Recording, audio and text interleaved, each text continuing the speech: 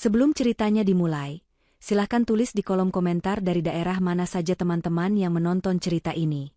Jangan lupa like dan subscribe agar channel ini bisa semakin berkembang dan bisa mempersembahkan cerita yang lebih menarik lagi. Nadia selalu percaya bahwa cinta adalah sebuah tindakan. Bukan sekadar kata-kata manis yang diucapkan saat suasana hati sedang baik, melainkan rangkaian pengorbanan kecil yang tak terlihat, yang dijalin hari demi hari hingga membentuk sebuah fondasi kokoh bernama rumah tangga. Sore itu, seperti ribuan sore lainnya, ia menuangkan cintanya ke dalam semangkuk sup iga hangat, aroma kaldu dan rempah-rempah menguar memenuhi dapur kecil mereka yang rapi. Ia tahu Anton, suaminya, pasti lelah setelah seharian bekerja keras di kantor.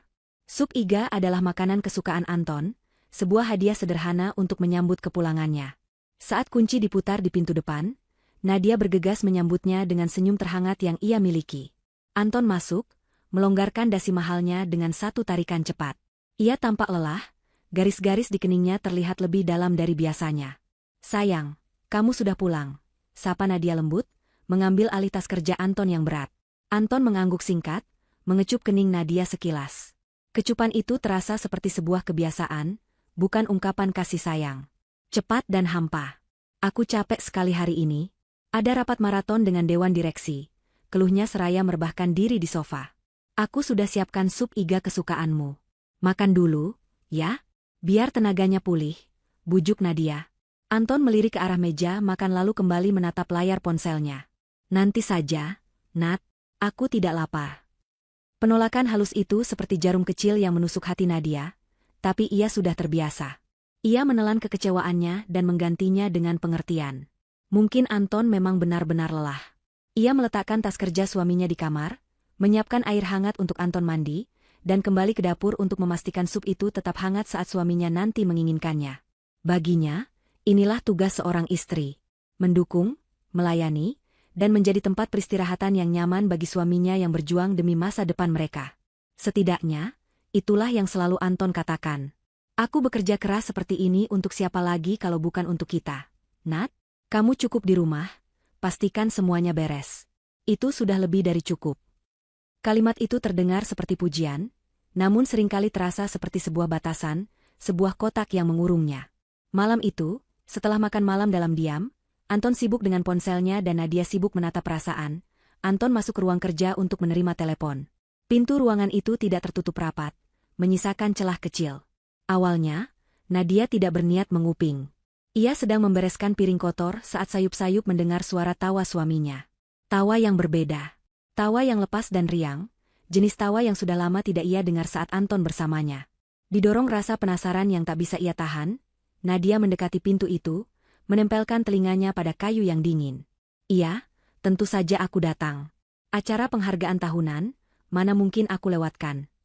Suara Anton terdengar begitu antusias. "Apalagi tahun ini aku masuk nominasi manajer terbaik. Ini kesempatanku untuk menunjukkan siapa diriku di depan para petinggi." Ada jeda sejenak, sepertinya lawan bicaranya sedang merespons. "Haha, tenang saja. Aku datang sendiri," lanjut Anton. Jantung Nadia berdebar sedikit lebih kencang. Kenapa Anton tidak memberitahunya tentang acara sepenting ini? Kemudian, ia mendengar pertanyaan yang membuatnya menahan napas. "Istriku? Nadia?" Anton tertawa lagi, tapi kali ini tawanya terdengar meremehkan, penuh cemooh. "Ya ampun, ngapain diajak? Kamu tahu sendiri kan dia bagaimana? Penampilannya sederhana, bicaranya polos. Nanti diajak ngobrol soal saham atau proyek terbaru malah melongo. Cuma bikin malu saja nanti." Dunia Nadia seakan berhenti berputar. Setiap kata yang keluar dari mulut suaminya terasa seperti belati tajam yang menghunjam langsung ke jantungnya.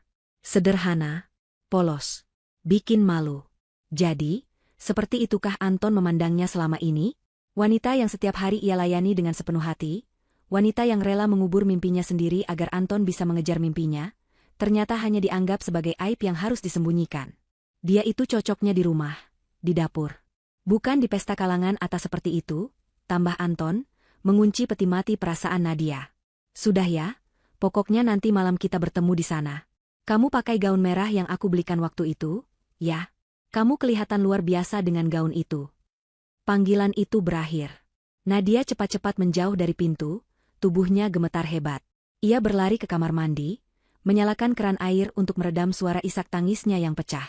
Air mata panas mengalir deras, membawa serta semua rasa sakit, kecewa, dan penghinaan yang baru saja ia rasakan. Pria yang ia puja, pria yang menjadi pusat dunianya, ternyata malu mengakuinya. Setelah tangisnya mereda, menyisakan mata yang bengkak dan hati yang remuk, sesuatu yang lain mulai tumbuh di dalam dirinya. Bukan kemarahan, melainkan sebuah pembuktian. Ia tidak akan membiarkan Anton merendahkannya seperti ini. Pikiran Anton salah. Ia adalah istrinya, pendamping hidupnya. Ia berhak berada di sisi Anton, baik di saat suka maupun duka, di dapur maupun di pesta mewah.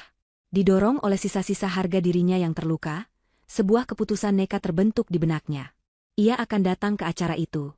Bukan untuk membuat keributan, melainkan untuk memberi kejutan, untuk menunjukkan dukungannya secara langsung. Ia ingin melihat dengan mata kepalanya sendiri, apakah Anton benar-benar akan malu saat melihatnya di sana. Ia ingin membuktikan bahwa cintanya lebih berharga dari sekadar penampilan atau gaun mewah. Dengan tangan yang masih sedikit gemetar, Nadia membuka lemari pakaian tuanya. Di bagian paling belakang, terbungkus kain beludru, tersimpan harta karun satu-satunya, sebuah gaun peninggalan almarhumah ibunya. Gaun itu sangat sederhana, berwarna biru malam dengan potongan klasik yang elegan, tanpa manik-manik atau hiasan yang mencolok. Ibunya pernah berkata, "Nadia, kecantikan sejati itu datang dari hati yang tulus, bukan dari pakaian yang mahal."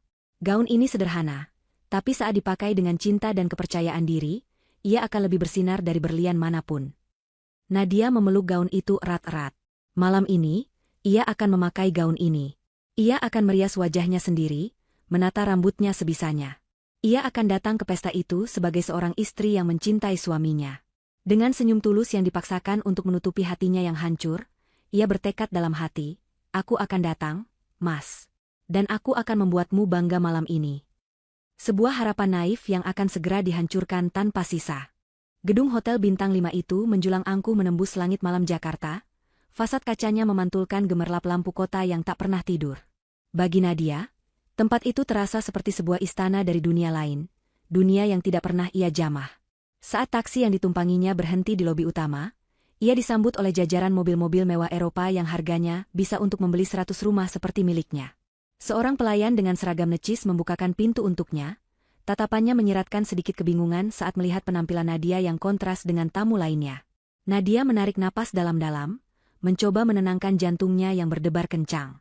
Gaun biru malam peninggalan ibunya terasa nyaman di tubuh, tapi di tengah lautan gaun desainer dan tuxedo mahal, gaun itu terasa seperti sebuah bisikan di tengah konser musik rock. Riasan tipis yang ia poles dengan hati-hati terasa luntur oleh keringat dingin di pelipisnya. Rambutnya yang ia sanggul sederhana terasa berantakan dibandingkan tatanan rambut para wanita yang tampak baru keluar dari salon paling bergengsi. Langkahnya terasa berat saat memasuki lobi yang megah.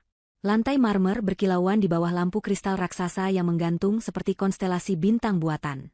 Aroma parfum mahal bercampur dengan wangi bunga lili segar memenuhi udara. Suara denting gelas sampanye, tawarnya, dan obrolan bisnis yang serius berdengung di telinganya, menciptakan sebuah simfoni kemewahan yang membuatnya merasa semakin kecil dan terasing. Semua orang tampak begitu percaya diri, bergerak dengan luas seolah mereka terlahir di lingkungan seperti ini. Para wanita berjalan dengan dagu terangkat, perhiasan berlian di leher dan pergelangan tangan mereka berkilauan menangkap cahaya. Para pria berdiri dalam kelompok-kelompok kecil, berbicara dengan suara berat sambil memegang cerutu. Nadia merasa seperti hantu, tak terlihat sekaligus terlalu mencolok dalam kesederhanaannya. Beberapa pasang mata melirik ke arahnya. Tatapan mereka cepat, namun Nadia bisa menangkap semuanya. Ada rasa ingin tahu, sedikit cemooh, dan pertanyaan tanpa suara. Siapa dia? Apa yang dia lakukan di sini? Nadia menundukkan kepalanya, jemarinya meremas tas tangan kecilnya dengan gugup. Ia mencoba mencari satu wajah yang ia kenali, satu-satunya jangkar di lautan orang asing ini, Anton. Ia berjalan pelan menyusuri tepi ruangan, berusaha menghindari pusat perhatian. Setiap langkah terasa seperti ujian. Ia melewati sekelompok wanita yang sedang tertawa. Saat ia lewat, tawa mereka mereda, dan ia bisa merasakan tatapan mereka menusuk punggungnya. "Lihat gaunnya," bisik salah seorang dari mereka, cukup keras untuk didengar Nadia. Seperti dari dekade yang lalu. Pipi Nadia memanas. Ia mempercepat langkahnya, berharap lantai marmer itu akan menelannya utuh. Akhirnya, di sudut ruangan dekat panggung utama, ia melihatnya. Anton. Suaminya berdiri di sana, Tampak begitu gagah dan tampan dalam setelan jas hitamnya yang dibuat khusus. Rambutnya ditata sempurna, dan senyum menawan terpasang di wajahnya saat ia berbicara dengan beberapa pria yang tampak lebih tua dan penting. Jantung Nadia merasakan sedikit kelegaan. Inilah suaminya, pria yang ia kenal, pria yang ia cintai.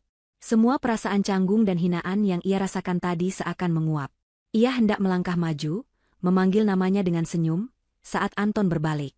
Dan senyum di bibir Nadia langsung membeku, hancur berkeping-keping. Anton tidak sendirian. Di sisinya, berdiri seorang wanita yang seolah diciptakan untuk berada di pesta seperti ini. Wanita itu mengenakan gaun merah menyala yang memeluk tubuhnya dengan sempurna, memperlihatkan setiap lekuknya yang indah. Rambut hitam panjangnya tergerai bergelombang, dan riasannya begitu tajam dan sempurna. Tangan wanita itu melingkar mesra di lengan Anton, dan ia tertawa mendengar sesuatu yang dibisikkan Anton di telinganya. Tawa mereka terdengar begitu serasi. Nadia mengenalinya. Clara. Rekan kerja Anton yang fotonya pernah ia lihat sekilas di media sosial perusahaan. Dalam foto, Clara tampak profesional. Di sini, di samping suaminya, ia tampak seperti seorang kekasih. Nadia terpaku di tempatnya, kakinya seolah dipaku ke lantai. Ia melihat cara Anton menatap Clara, tatapan penuh kekaguman dan kehangatan, tatapan yang sudah bertahun-tahun tidak pernah Anton berikan padanya. Ia melihat cara Anton menyentuh punggung Clara dengan posesif saat memandunya melewati kerumunan. Mereka bukan sekadar rekan kerja yang menghadiri acara bersama. Bahasa tubuh mereka meneriakkan sesuatu yang jauh lebih intim, sebuah pengkhianatan yang terjadi tepat di depan matanya. Perkataan Anton di telepon tadi kembali terngiang di telinganya. Kamu pakai gaun merah yang aku belikan waktu itu, ya? Kamu kelihatan luar biasa dengan gaun itu. Jadi, wanita di telepon itu adalah Clara. Gaun merah itu untuk Clara. Dan pujian itu juga untuk Clara. Napas Nadia tercekat di tenggorokan. Rasa sakit yang ia rasakan di rumah tadi tidak ada apa-apanya dibandingkan dengan ini. Ini bukan lagi sekadar merasa direndahkan, ini adalah perasaan dihancurkan. Dunianya, fondasi rumah tangganya yang ia bangun dengan cinta dan pengabdian, ternyata hanyalah sebuah kebohongan besar. Sementara ia sibuk menjadi istri yang sempurna di rumah, suaminya sedang membangun dunia lain bersama wanita lain. Ia seharusnya berbalik. Pergi dari sana, lari sejauh mungkin dan tidak pernah menoleh ke belakang. Tapi hatinya yang hancur menuntut sebuah penjelasan, sebuah konfrontasi. Ia tidak bisa pergi begitu saja. Dengan sisa-sisa keberanian yang ia miliki, didorong oleh amarah dan keputusasaan, ia mulai melangkah maju. Satu langkah, lalu satu lagi, membelah kerumunan yang kini terasa seperti lautan yang siap menenggelamkannya. Tujuannya hanya satu. Pria yang berdiri di sana, tersenyum pada wanita lain, suaminya. Setiap langkah yang diambil Nadia menuju Anton terasa seperti berjalan di atas pecahan kaca. Lantai marmer yang dingin seolah berubah menjadi lautan tatapan menusuk, dan udara yang tadinya penuh dengan aroma kemewahan kini terasa menyesakan, syarat akan penghakiman. Dunia di sekelilingnya bergerak dalam gerak lambat. Ia bisa melihat kilau anting berlian di telinga Clara saat wanita itu tertawa, melihat cara Anton memiringkan kepalanya, memberinya perhatian penuh yang dulu pernah menjadi miliknya seorang. Hatinya, yang sudah retak, kini hancur menjadi debu. Ia tidak tahu dari mana kekuatan itu datang. Mungkin dari sisa-sisa harga diri yang menolak untuk mati sepenuhnya, atau mungkin dari keputusasaan murni yang mendorongnya untuk mencari jawaban, sekecil apapun. Ia sampai di belakang mereka, berdiri diam sejenak, seorang bidadari sederhana yang tersesat di surga para pendosa. Ia hanya berjarak beberapa jengkal dari suaminya, namun terasa seperti terpisah oleh jurang yang tak terseberangi. Dengan napas yang bergetar, ia mengumpulkan seluruh sisa suaranya, membiarkan nama suaminya keluar dari bibirnya dalam sebuah bisikan yang rapuh namun cukup jelas untuk membelah kebisingan. Mas Anton. Seketika, seolah ada sutradara tak terlihat yang meneriakkan, hening. Gelembung percakapan di sekitar mereka pecah. Anton, yang sedang tersenyum menanggapi celotehan Clara, membeku. Senyumnya kaku di wajah. Perlahan, sangat perlahan, ia menoleh. Ekspresi wajahnya berubah dalam sepersekian detik. Awalnya adalah kebingungan, seperti mencoba mengenali wajah yang familiar di tempat yang salah. Kemudian, pengenalan itu datang, dan bersamaan dengan itu, kilat kejengkelan yang gelap melintas di matanya. Alisnya bertaut, dan kehangatan yang tadi ia tunjukkan pada Clara lenyap seketika, digantikan oleh hawa dingin yang menusuk. Clara, yang menyadari perubahan itu, ikut menoleh. Matanya menyapu Nadia dari ujung rambut sampai ujung kaki dengan tatapan merendahkan, sebelum sebuah senyum tipis yang penuh kemenangan terukir di bibirnya yang merah. Anton tidak mengatakan apa-apa pada awalnya. Ia hanya menatap Nadia, rahangnya mengeras. Tatapannya begitu tajam, seolah ingin menguliti Nadia hidup-hidup di tempat itu juga. Orang-orang di sekitar mereka mulai memperhatikan, percakapan mereka terhenti, dan kini perhatian seluruh ruangan mulai terpusat pada drama kecil yang sedang berlangsung. Akhirnya, Anton membuka mulutnya. Bukan untuk menyapa, bukan untuk bertanya baik-baik, melainkan untuk melontarkan bentakan rendah yang penuh amarah. "Ngapain kamu di sini?" Pertanyaan itu lebih terasa seperti sebuah tuduhan. Suaranya tidak keras, tapi setiap suku katanya tajam dan mengancam. Nadia tersentak, mundur selangkah seolah baru saja didorong. Air mata mulai menggenang di pelupuk matanya, mengaburkan pandangannya. Aku hanya ingin menemanimu, Mas," jawab Nadia lirih, suaranya nyaris tak terdengar. Ia mencengkeram tas tangannya erat-erat, buku-buku jarinya memutih. "Aku pikir ini acara penting untukmu." Anton tertawa. Tawa yang kering, pahit, dan penuh penghinaan. "Menemaniku?" ulangnya, kali ini suaranya sedikit lebih keras, menarik lebih banyak perhatian. Ia melepaskan lengannya dari Clara dan mengambil satu langkah mendekati Nadia, menjulang di hadapannya seperti hakim yang siap menjatuhkan vonis. "Lihat dirimu, Nadia. Lihat penampilanmu." Tangannya terangkat, bukan untuk menyentuh, tapi untuk menunjuk dengan jari yang gemetar karena marah. "Kamu datang ke acara seperti ini dengan baju apa ini? Baju kuno dari zaman kapan? Tanpa perhiasan, tanpa apapun. Kamu mau membuatku jadi bahan tertawaan semua orang di sini." Setiap kata adalah tamparan verbal yang lebih menyakitkan dari tamparan fisik. Ia menghina gaun ibunya, satu-satunya hal berharga yang Nadia miliki. Ia menghina penampilan Nadia di depan ratusan orang yang kini menatap mereka dengan penuh rasa ingin tahu. Nadia bisa merasakan pipinya memanas karena malu. Ia ingin menghilang, ingin bumi terbelah dan menelannya. "Aku tidak bermaksud begitu, Mas. Aku hanya..." "Hanya apa?" potong Anton, suaranya meninggi. "Hanya ingin menghancurkan karierku?" "Hah? Kamu tidak lihat siapa saja yang ada di sini? Para direktur, investor, klien-klien penting. Dan kamu datang dengan penampilan seperti ini, mengaku sebagai istriku? Apa kata mereka nanti? Mereka akan berpikir aku tidak punya selera, tidak bisa mengurus istri." Air mata Nadia akhirnya tumpah, mengalir tanpa bisa dibendung di pipinya. Rasa sakitnya begitu luar biasa, begitu melumpuhkan. Ia menatap suaminya, pria yang pernah berjanji akan melindunginya, kini justru menjadi orang yang paling kejam menyakitinya. Di belakang Anton, ia bisa melihat Clara menyilangkan tangan di dada, menikmati pertunjukan itu dengan kepuasan yang tak tersembunyi. "Tolong, Mas, jangan begini," isak Nadia. "Kita bisa bicara di rumah."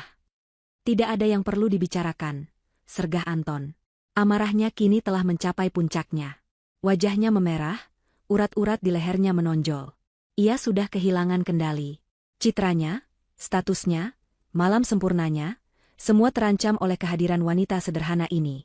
Dalam benaknya yang dikuasai amarah dan ego, hanya ada satu cara untuk menyelamatkan mukanya, yaitu dengan menunjukkan kepada semua orang bahwa ia tidak ada hubungannya dengan aib ini. Dengan gerakan cepat yang tidak terduga, tangannya yang tadi menunjuk, kini melayang di udara. Plah! Suara tamparan yang keras dan tajam itu memecah keheningan, menggema di seluruh penjuru ballroom yang luas. Begitu keras, begitu mengejutkan, hingga musik latar yang mengalun pun terasa berhenti total. Kepala Nadia terlempar ke samping. Pipinya terasa panas, perih, dan berdenyut hebat. Telinganya berdenging.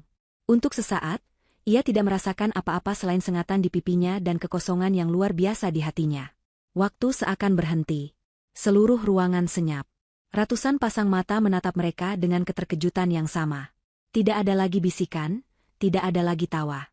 Hanya ada keheningan yang memekakan. Nadia mengangkat tangannya yang gemetar untuk menyentuh pipinya yang kini memerah.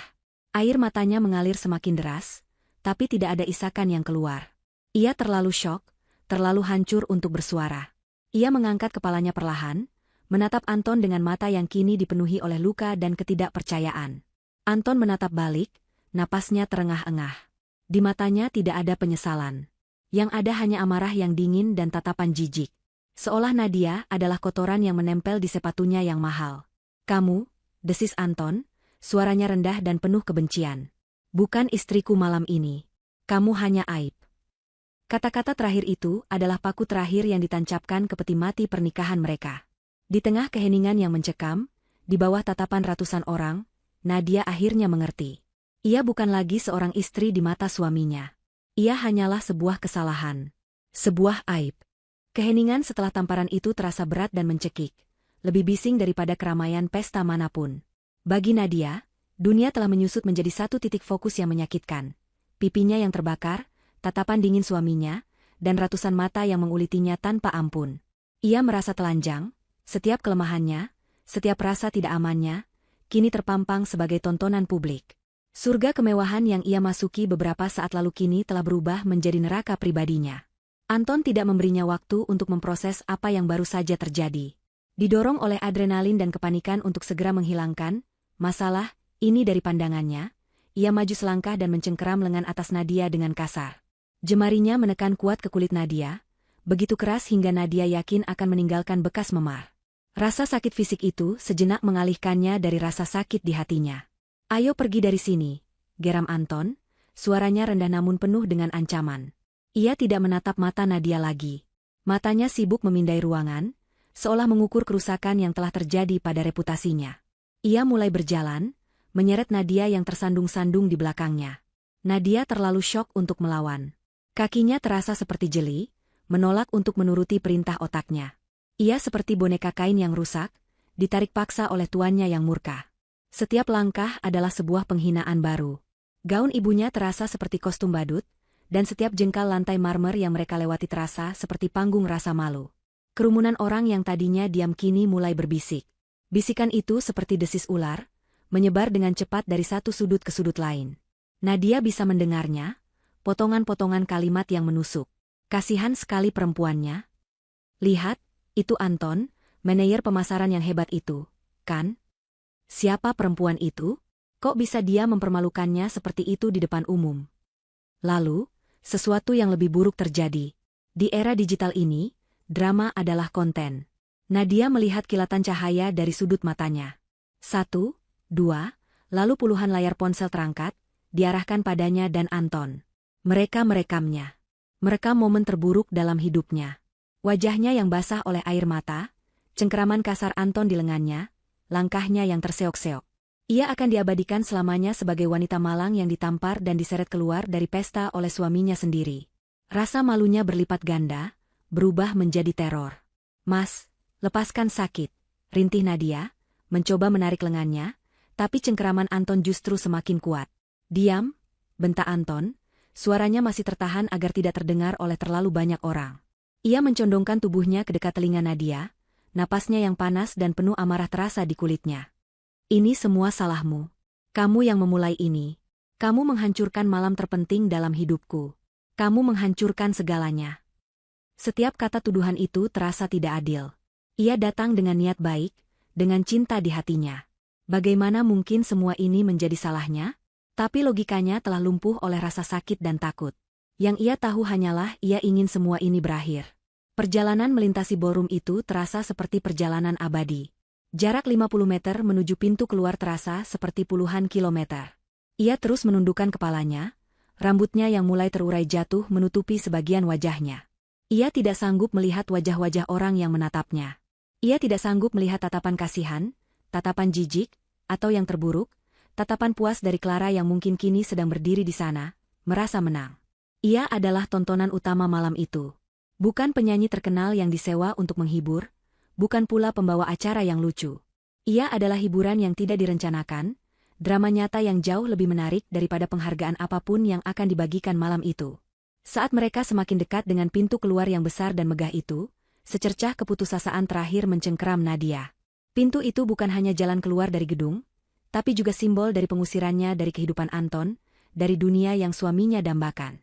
Begitu ia melewati ambang pintu itu, semuanya akan benar-benar berakhir. "Anton, tolong dengarkan aku," pintanya sekali lagi, suaranya serak karena isak tangis yang tertahan. "Tidak ada lagi yang perlu didengarkan," balas Anton, mendorongnya sedikit lebih keras menuju pintu. "Pergi dari sini dan jangan pernah menunjukkan wajahmu lagi di hadapanku." Hanya beberapa langkah lagi menuju pintu. Petugas keamanan di dekat pintu menatap mereka dengan canggung, tidak tahu harus berbuat apa. Harapan Nadia telah padam sepenuhnya. Ia pasrah. Ia akan menerima nasibnya, menerima bahwa ia telah diusir, dibuang, dan dipermalukan. Namun, tepat ketika tangan Anton hendak mendorongnya keluar melewati ambang pintu, sebuah suara menginterupsi. Suara yang tidak keras, namun tenang, tegas, dan penuh dengan otoritas yang tak terbantahkan. Suara itu membelah udara seperti pedang, menghentikan segalanya. Anton, hentikan. Gerakan Anton terhenti seketika, tangannya membeku di udara, hanya beberapa senti dari punggung Nadia. Seluruh tubuhnya menegang. Suara itu familiar, tapi ia tidak menyangka akan mendengarnya di sini, di saat seperti ini. Dengan kesal dan enggan, ia menoleh ke sumber suara, siap untuk menyemprot siapapun yang berani ikut campur dalam urusannya. Namun, kata-kata makian yang sudah ada di ujung lidahnya mati seketika. Wajahnya yang merah karena amarah perlahan berubah menjadi pucat pasi. Matanya melebar karena syok dan rasa tidak percaya. Yang berdiri di sana, beberapa langkah dari mereka, adalah seorang pria parubaya dengan setelan abu-abu yang tampak bersahaja namun berkelas. Wajahnya tenang, namun matanya menatap Anton dengan kilat yang dingin dan berbahaya. Pria itu adalah sosok yang sangat dihormati, legenda di perusahaan, meskipun jarang sekali muncul di depan publik. Sosok yang Anton kenal sebagai penasihat senior yang bijaksana, yang ia kira sudah lama pensiun dan hanya menikmati masa tuanya. Anton menelan ludah dengan susah payah. Suaranya bergetar saat ia mengucapkan nama itu, lebih seperti bisikan ketakutan daripada sapaan hormat.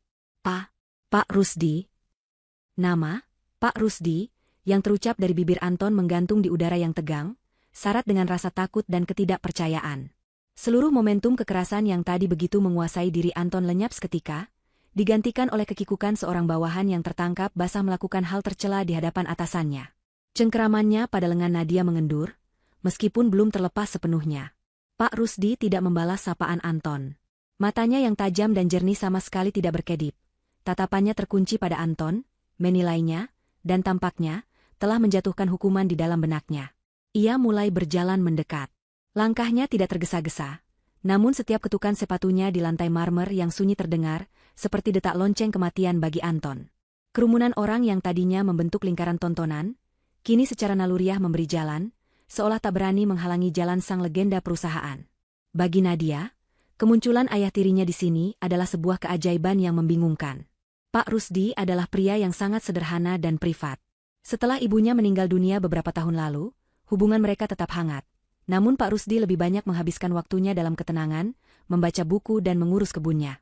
Nadia tahu ia adalah pensiunan eksekutif dari perusahaan tempat Anton bekerja, tapi ia tidak pernah tahu jabatannya secara spesifik. Pak Rusdi selalu merendah, menyebut dirinya hanya orang lama yang memberi sedikit nasihat. Ia tidak pernah ikut campur dalam rumah tangga Nadia, selalu menghormati Anton sebagai kepala keluarga. Melihatnya di sini, di tengah pesta yang gemerlap ini, dan bertindak dengan otoritas sebesar ini, terasa sangat tidak nyata. Saat Pak Rusdi tiba di hadapan mereka, ia bahkan tidak melirik Anton. Perhatian penuhnya langsung tercurah pada Nadia. Tatapannya yang tadi sedingin es saat menatap Anton, kini berubah menjadi sehangat mentari pagi, penuh dengan kekhawatiran dan kasih sayang yang tulus. Ia melihat pipi Nadia yang memerah bekas tamparan, matanya yang bengkak, dan gaunnya yang sedikit kusut. Kerutan kesedihan yang dalam muncul di keningnya. Dengan gerakan yang lembut namun tegas, ia mengulurkan tangannya dan melepaskan cengkeraman Anton dari lengan Nadia. Anton, yang terlalu syok untuk bereaksi, membiarkan tangannya jatuh lemas ke sisinya. Pak Rusdi kemudian menarik Nadia dengan lembut, menempatkan gadis itu di belakang punggungnya, menciptakan sebuah perisai manusia antara Nadia dan suaminya. Tindakan sederhana itu mengirimkan pesan yang sangat jelas ke seluruh ruangan. Wanita ini berada di bawah perlindungannya. Barulah setelah memastikan Nadia aman di belakangnya, Pak Rusdi kembali menghadapkan wajahnya pada Anton. "Apa yang kau lakukan?" tanya Pak Rusdi. Suaranya masih tenang, namun ada getaran berbahaya di baliknya, seperti gemuruh guntur di kejauhan. Anton tergagap, otaknya yang panik berusaha keras mencari alasan yang masuk akal. Pak Rusdi, ini tidak seperti yang terlihat. Ini hanya masalah rumah tangga kecil. Istri saya, dia sedikit emosional malam ini dan membuat keributan. Saya hanya mencoba membawanya keluar agar tidak mengganggu acara." Ia berusaha keras untuk terdengar rasional, melukiskan dirinya sebagai suami sabar yang sedang menangani istri yang histeris. Ia menatap Nadia dengan tatapan memohon, berharap Nadia akan diam dan tidak memperburuk keadaan. Namun, Pak Rusdi sama sekali tidak terpengaruh oleh penjelasan itu. Matanya menyipit. Masalah rumah tangga, ulangnya dengan nada sinis. Kau menampar seorang wanita di depan ratusan orang, menyeretnya seperti binatang, dan kau menyebutnya masalah rumah tangga kecil. Anton menelan ludah. Saya hilaf, Pak. Dia membuat saya sangat malu. Malu? Pak Rusdi mengambil satu langkah lebih dekat, memaksa Anton untuk mundur selangkah. Seharusnya kau yang malu dengan perbuatanmu. Seorang pria sejati tidak akan pernah mengangkat tangan pada istrinya, tidak peduli apapun alasannya. Apalagi mempermalukannya di depan umum seperti ini. Di tengah ketegangan itu, Clara memutuskan untuk ikut campur. Merasa posisinya sebagai wanita pilihan Anton terancam, ia melangkah maju dengan senyum yang dipaksakan. Permisi, Pak Rusdi. Mungkin ada kesalahpahaman. Saya Clara, rekan kerja Anton.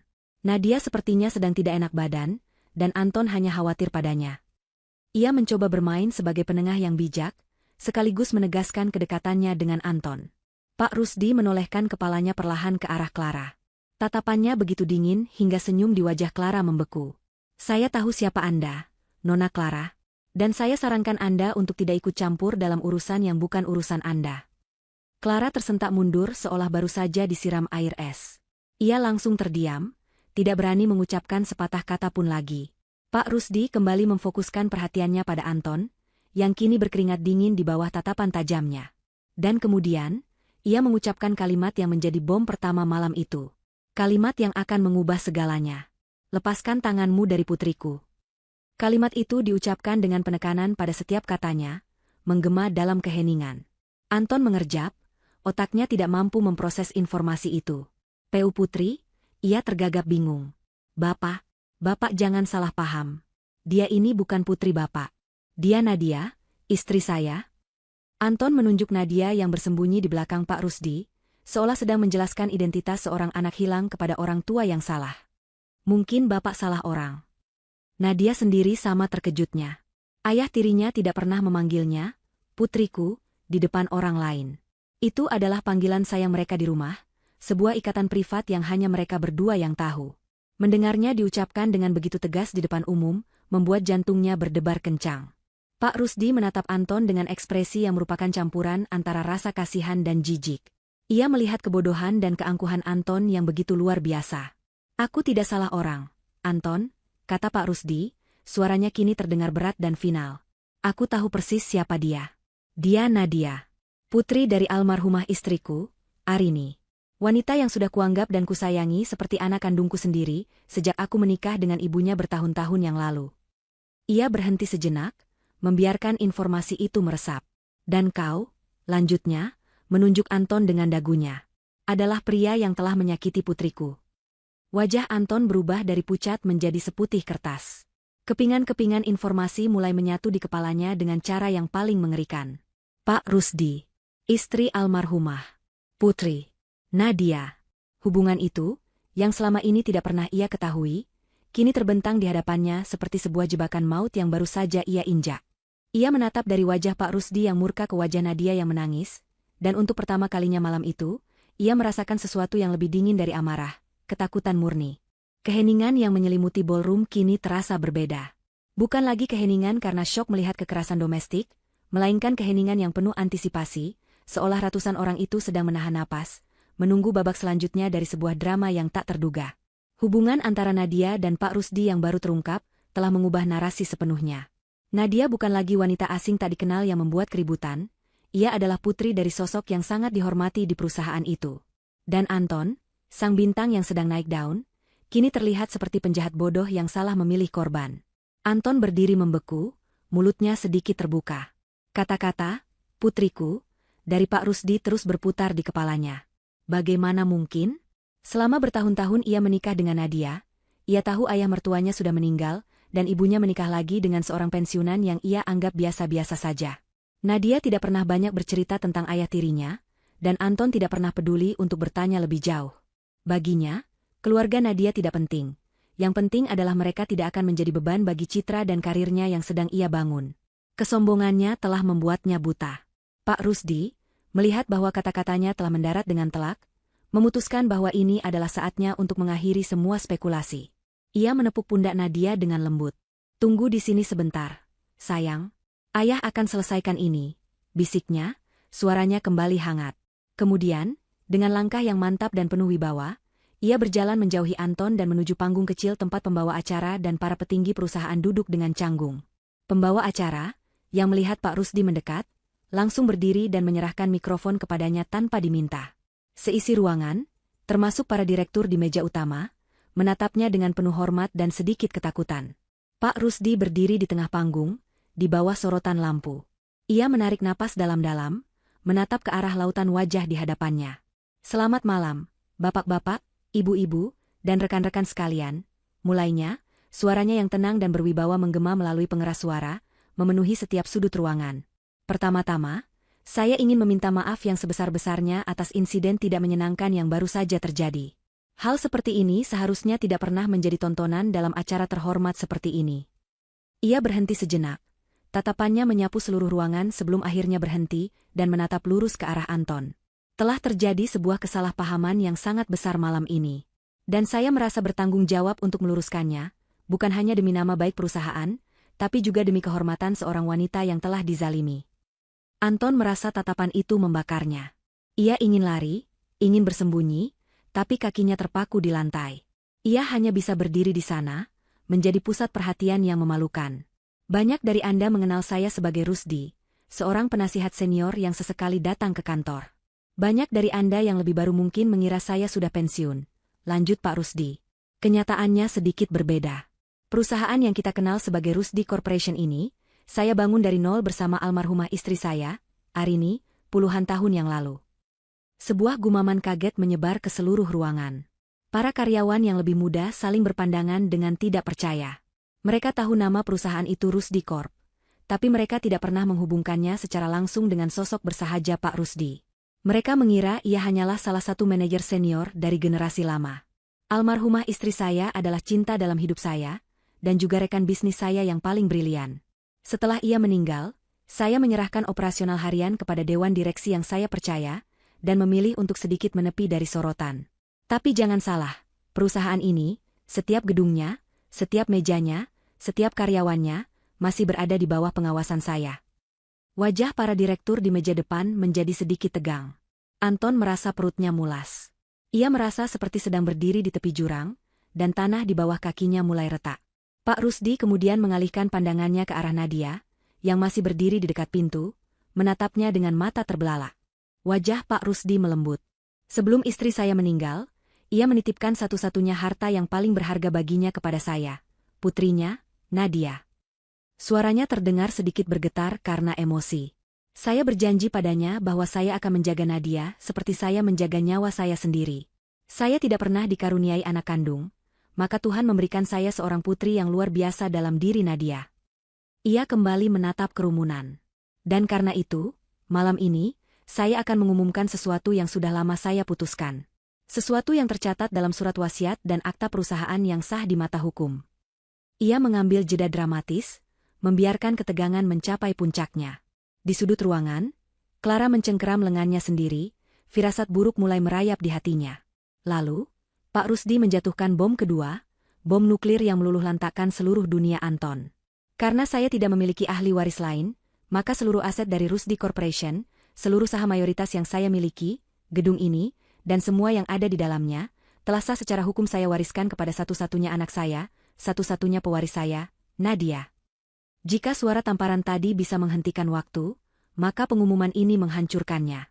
Hening total. Keheningan yang begitu dalam hingga suara napas yang tercekat pun bisa terdengar. Ratusan orang menoleh serempak, dari panggung ke arah Nadia, lalu ke arah Anton. Wajah Anton kehilangan semua warnanya. Darahnya seakan tersedot habis dari tubuhnya. Pewaris. Wanita yang baru saja ia tampar, ia hina, ia sebut aib, dan ia seret keluar adalah pemilik dari semua yang ia miliki dan semua yang ia cita-citakan. Jabatannya, gajinya, bonusnya, masa depannya, semuanya milik wanita itu. Kakinya lemas. Ia menatap Nadia, bukan lagi dengan amarah atau jijik, tapi dengan kengerian yang tak terlukiskan. Seolah ia baru saja melihat hantu. Ia melepaskan lengan Nadia yang dari tadi masih dipegangnya, seolah lengan itu terbuat dari api yang membakar. Clara, di sisi lain, tampak seolah baru saja disambar petir. Wajahnya yang cantik berubah menjadi topeng horor. Pria yang ia jadikan sandaran, kuda tunggangan menuju puncak, ternyata baru saja melakukan bunuh diri karir dengan cara yang paling spektakuler. Dan lebih buruk lagi, ia telah menjadi musuh dari ratu yang sesungguhnya.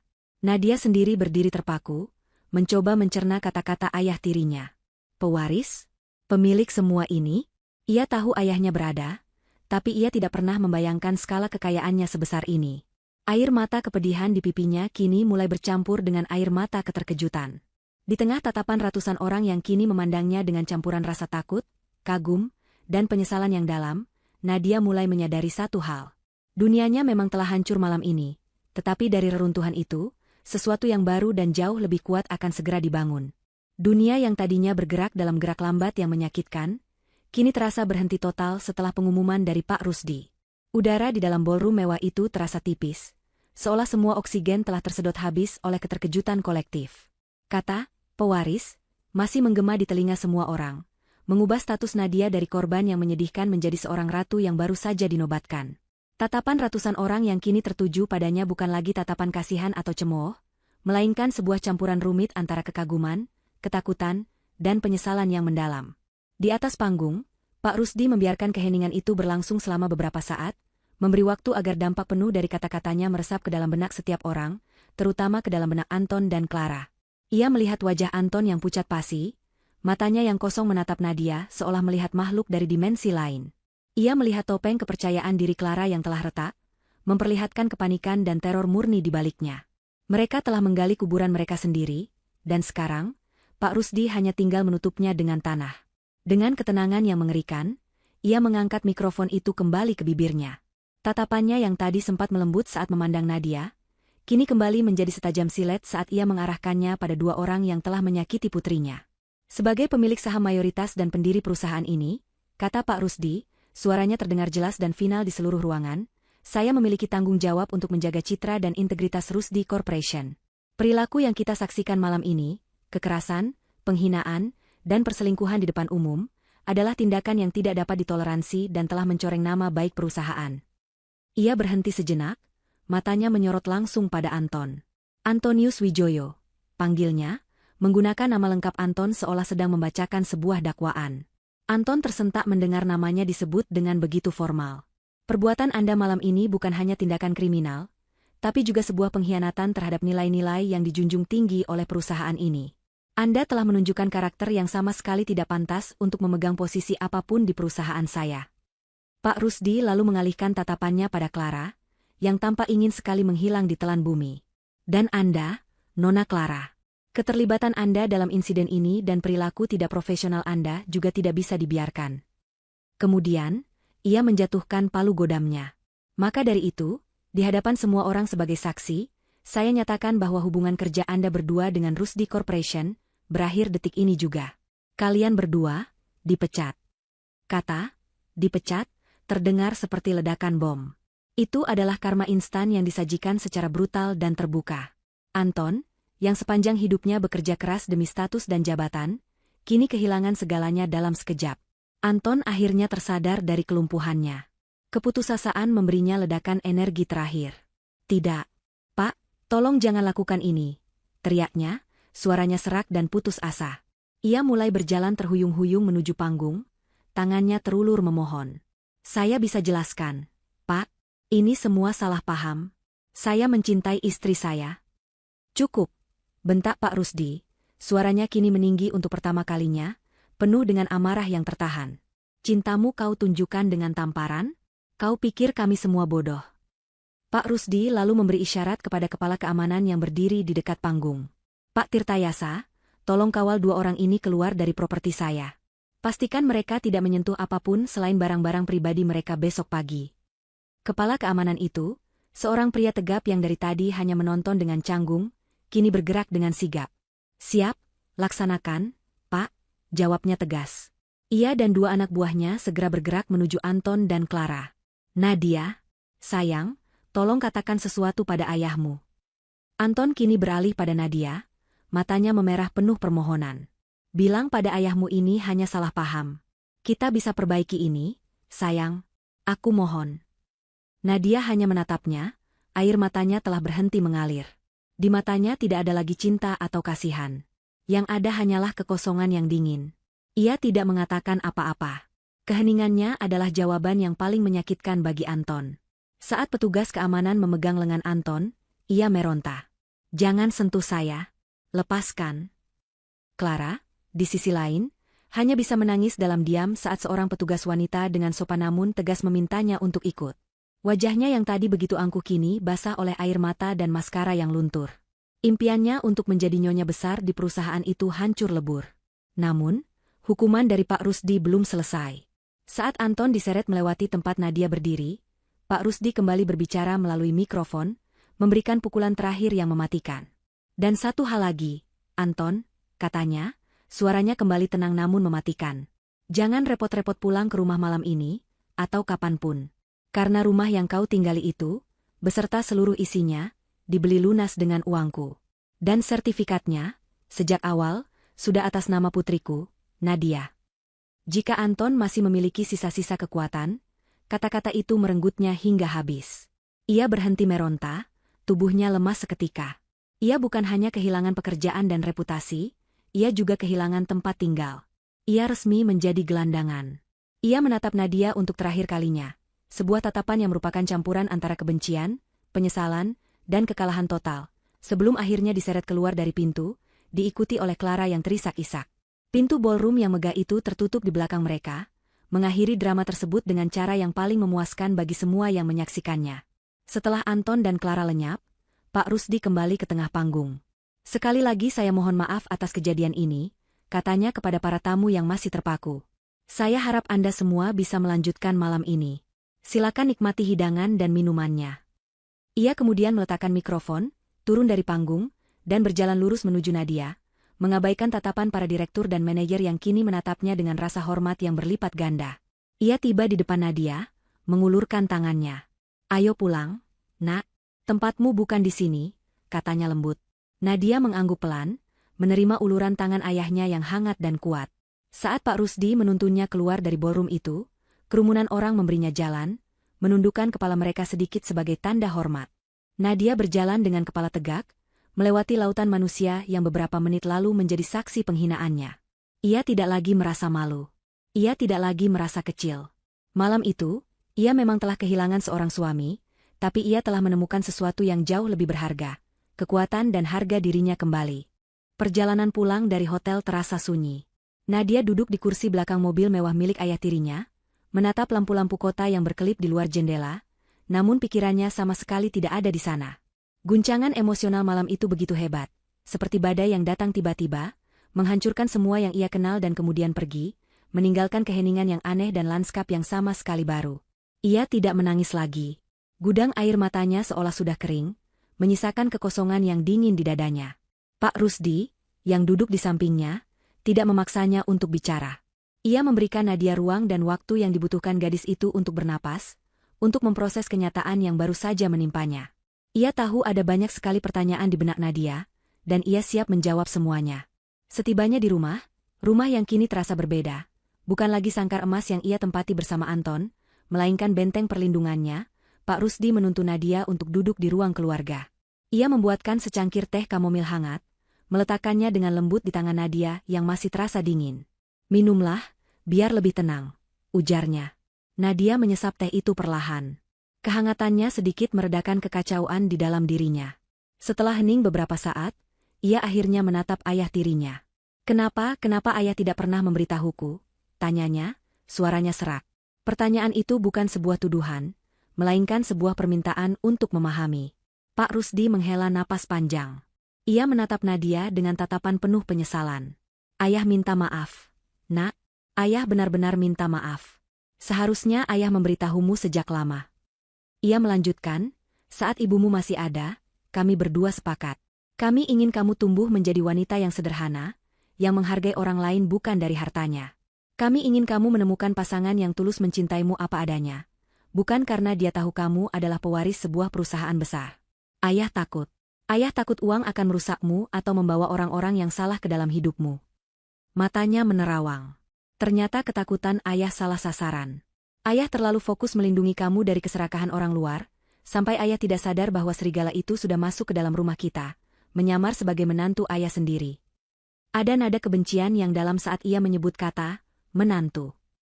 Ayah melihat gelagat Anton sejak lama. Akunya, caranya bicara, ambisinya yang tidak sehat, caranya memandang rendah dirimu secara halus. Tapi ayah terus berharap ayah salah. Ayah melihatmu begitu mencintainya, begitu tulus melayaninya, dan ayah tidak tega menghancurkan kebahagiaanmu dengan kecurigaan ayah. Itulah kesalahan terbesar ayah, Nadia. Dan karena kesalahan itu, kamu harus menanggung penghinaan yang begitu besar malam ini. Ayah tidak akan pernah memaafkan diri ayah sendiri untuk itu. Mendengar penjelasan dan penyesalan tulus dari ayahnya, sesuatu yang beku di dalam hati Nadia mulai mencair. Ia meletakkan cangkir tehnya dan memeluk Pak Rusdi erat-erat. Ini bukan salah ayah, bisiknya. Terima kasih sudah datang menolongku. Malam itu, mereka berbicara hingga larut. Pak Rusdi menceritakan segalanya tentang perusahaan, tentang visinya, tentang bagaimana ia dan Ibu Nadia membangun semuanya dari nol. Untuk pertama kalinya, Nadia melihat sisi lain dari ayahnya, bukan hanya sebagai pensiunan yang pendiam, tetapi sebagai seorang visioner, seorang pemimpin yang tangguh. Dan dalam cerita itu, Nadia mulai melihat cerminan ibunya, wanita kuat yang tidak pernah ia sadari sepenuhnya. Percakapan itu mengubah sesuatu dalam diri Nadia. Kehampaan di hatinya mulai terisi, bukan dengan kesedihan, melainkan dengan sebuah tujuan baru. Api kecil mulai menyala di dalam dirinya. Api yang ditempa dari rasa sakit, penghinaan, dan pengkhianatan. Api itu adalah tekad. Keesokan paginya, saat matahari terbit, Nadia yang terbangun bukan lagi Nadia yang sama. Wajahnya memang masih sembab, tapi tatapan matanya berbeda. Kerapuhan itu telah hilang, digantikan oleh ketajaman dan resolusi yang dingin. Saat sarapan, ia menatap Pak Rusdi dengan mantap. Aku akan menceraikannya, ayah, katanya. Itu bukan pertanyaan atau permintaan izin. Itu adalah sebuah keputusan. Pak Rusdi mengangguk. Senyum tipis penuh kelegaan terukir di wajahnya. Pengacara terbaik sudah ayah hubungi. Mereka akan menunggumu kapanpun kamu siap. Hari-hari berikutnya adalah awal dari sebuah transformasi total. Nadia, dengan bimbingan ayahnya, mulai mengambil alih hidupnya. Langkah pertama adalah mengusir semua jejak Anton dari rumah. Ia mengumpulkan semua pakaian, sepatu, dan barang-barang pribadi Anton ke dalam kardus-kardus besar.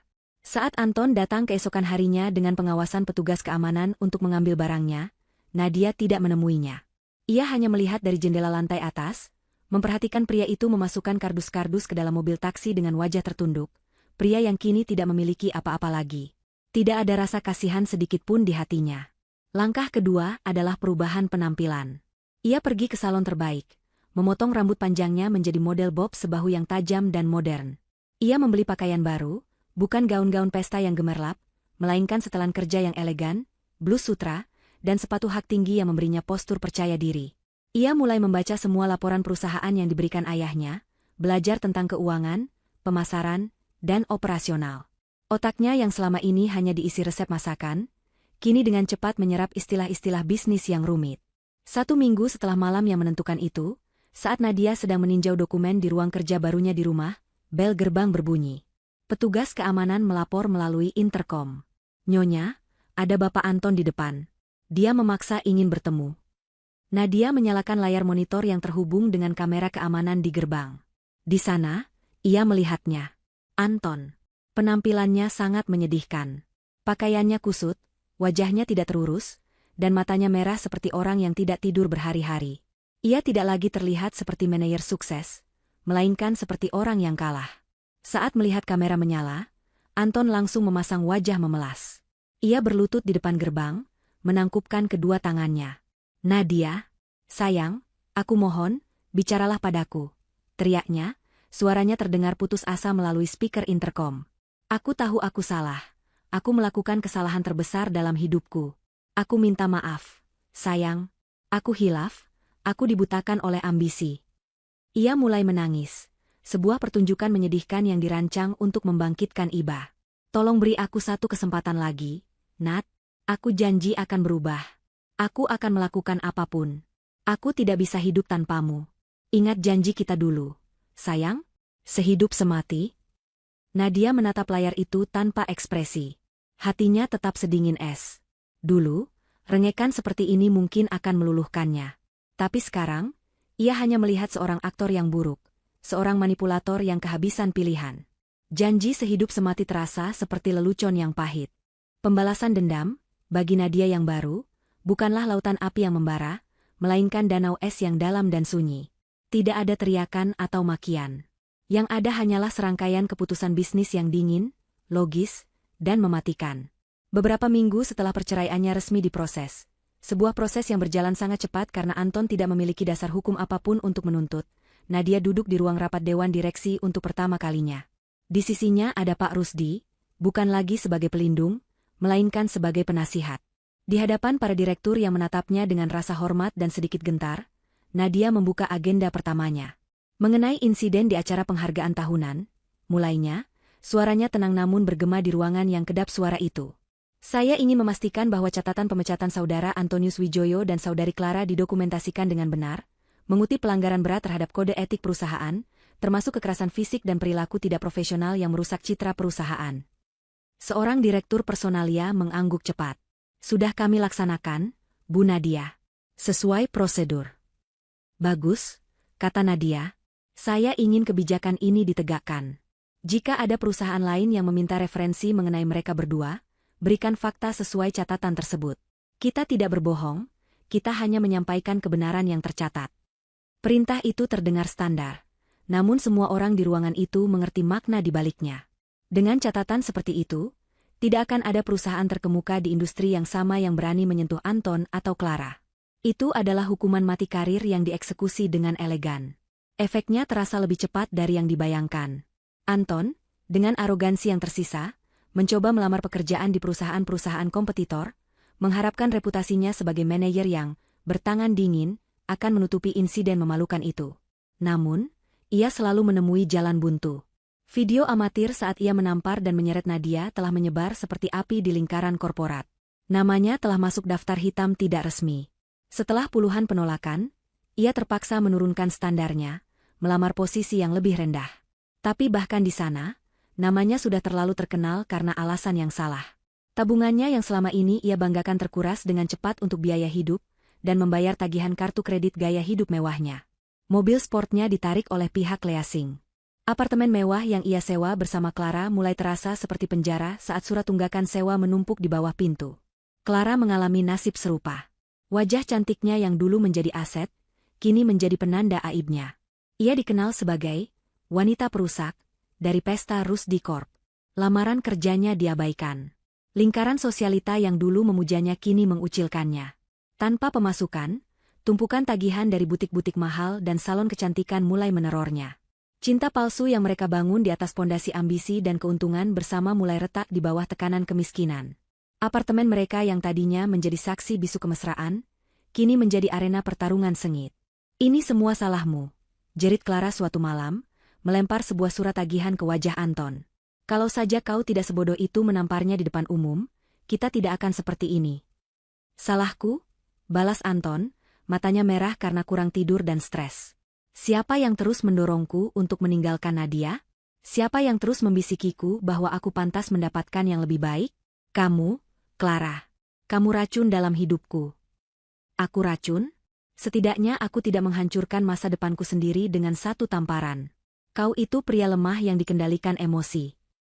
Pertengkaran seperti itu menjadi menu harian mereka.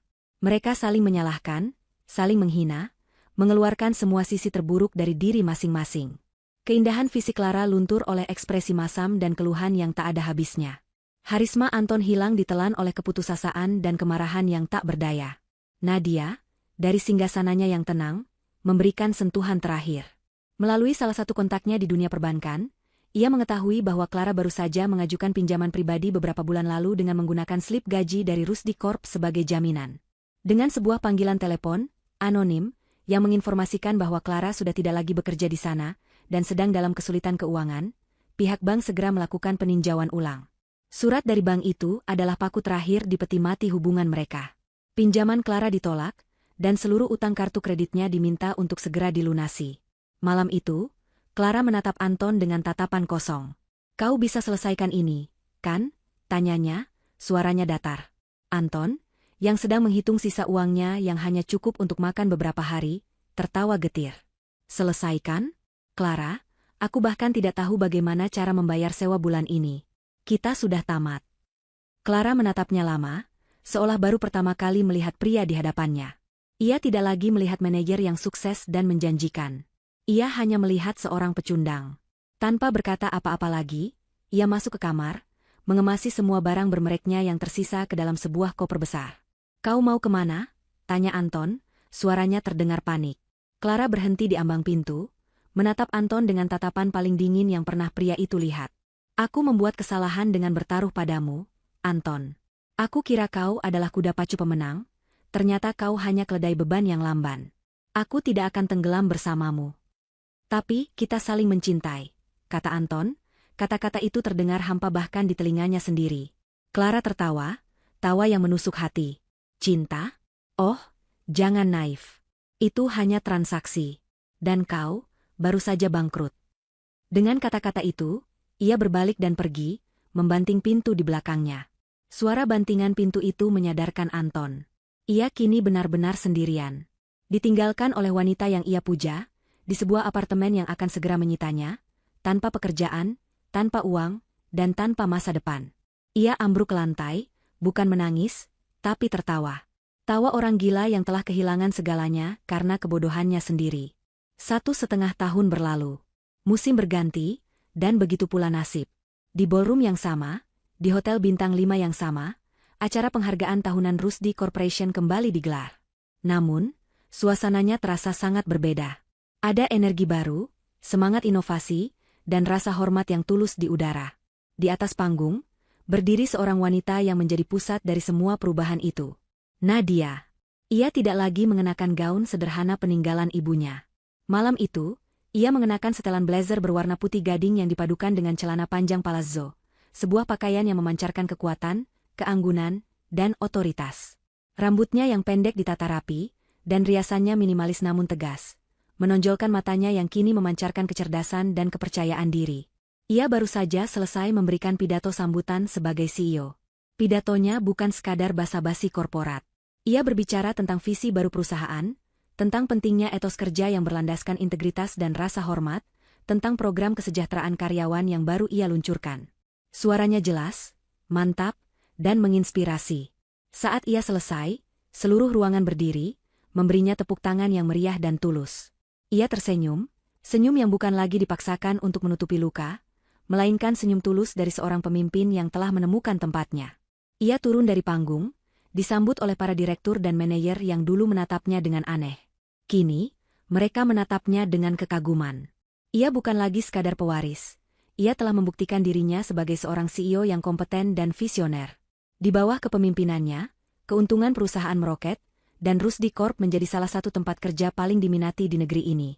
Ia menjalani malam itu dengan luwes, menyapa karyawan, tertawa bersama dewan direksi, dan mendengarkan ide-ide dari para manajer muda. Ia telah sembuh. Luka di hatinya mungkin akan selalu meninggalkan bekas. Tapi bekas luka itu tidak lagi terasa sakit. Bekas luka itu telah menjadi pengingat akan kekuatannya. Di belahan lain kota Jakarta, di sebuah sudut jalan yang kumuh dan becek, pemandangan yang kontras tersaji. Di bawah terik matahari sore yang menyengat, seorang pria kurus dengan kulit legam terbakar matahari sedang berjongkok, membersihkan saluran air yang tersumbat. Bau busuk yang menyengat dari selokan seolah tidak lagi mengganggunya. Pakaiannya adalah kaos oblong kotor yang sudah pudar warnanya, dan celana kerja robek di bagian lutut. Wajahnya, yang dulu tampan dan terawat, kini tirus, dihiasi jambang yang tidak dicukur dan garis-garis kelelahan yang dalam.